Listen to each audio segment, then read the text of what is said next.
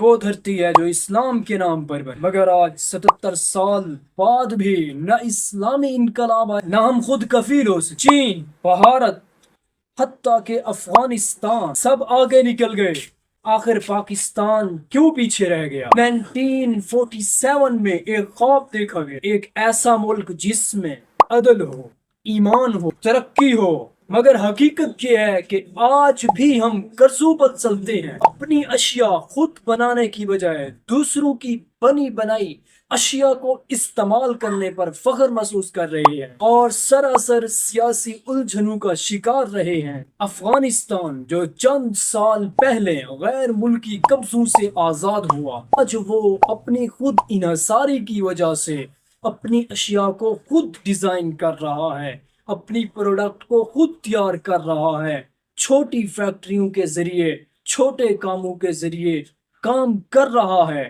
خود انحصاری اسے ایک دن اوپر لے جائے گی۔ ہم خود انحصاری کی بجائے دوسروں کی پروڈکٹ پر انحصار کر کے اپنے آپ کو دن بدن نیچے لے کے جائیں گے۔ خود انحصاری آزادی کا پہلا قدم ہے۔ چین نے 1980 کی دہائی میں صنعت میں، ٹیکنالوجی اور تعلیم میں سرمایہ کاری کی، آج وہ ترقی کی راہوں پر گامزن ہو چکا ہے، ترقیاں اختیار کر چکا ہے، ترقیوں کی بلندیوں تک پہنچ چکا ہے۔ بھارت نے بھی ٹیکنالوجی میں، آئی ٹی میں بہت زیادہ پاورفل بن کے پوری دنیا میں اپنا لوہا منوا دیا ہے۔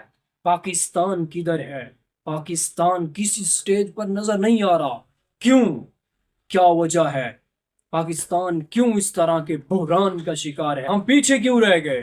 چند ایک پوائنٹ سنو اور ان کو سوچو۔ یہی پوائنٹ ہی ہیں جو ہمیں نقصان پہنچا رہے ہیں۔ ویژنری قیادت کا فقدان، پالیسی کا تسلسل نہ ہو، تعلیم پر عدم توجہ، سیاسی انتشار، قرضوں پر انحصار، محنت پر نہیں۔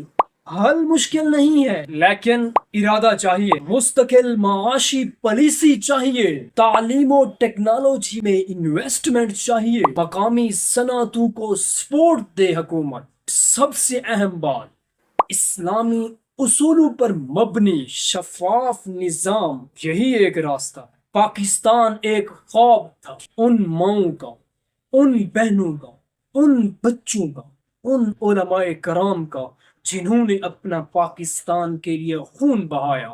اس آزادی کو ایسے ڈھول ڈھمکوں میں، ایسے فحش چیزوں میں ضائع نہ کر دیا کرو۔ اس کو اپنی عیاشی میں، آزادی کے دن کو عیاشی میں نہ گزارا کرو۔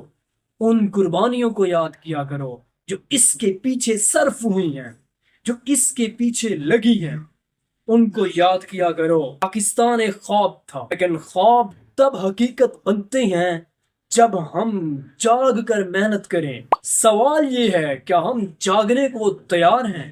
قومیں نعرے سے نہیں بنتی، کردار سے بنتی ہیں۔ انشاءاللہ آگے والی ویڈیوز میں ہم پاکستان کے مسائل کو دیکھیں گے، اور یہ 14 اگست کے حوالے سے بھی میں ایک اپنا بلاس ویڈیو بناؤں گا جو پیغام نوجوان کے نام سے ہوگا۔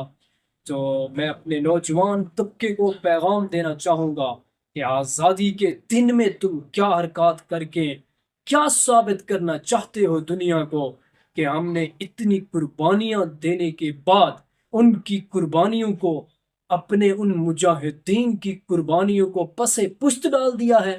یہ پیغام ہوگا میرے نوجوان طبقے کے لیے اور سب حضرات کے لیے۔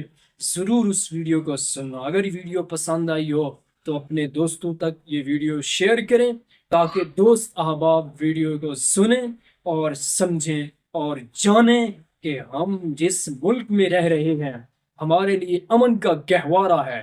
ہمیں چاہیے کہ ہم خود کو ٹھیک کر کے ملک کو ٹھیک کرنے کی کوشش کریں۔ فرد مل کر افراد بناتے ہیں، افراد مل کر ایک قوم بناتے ہیں، قوم ایک ملک کو چلاتی ہے۔ کردار ادا کرو، وہ اپنا کریں گے، جواب سبھی نے دینا ہے، تو فیصلہ آخرت میں ہوگا۔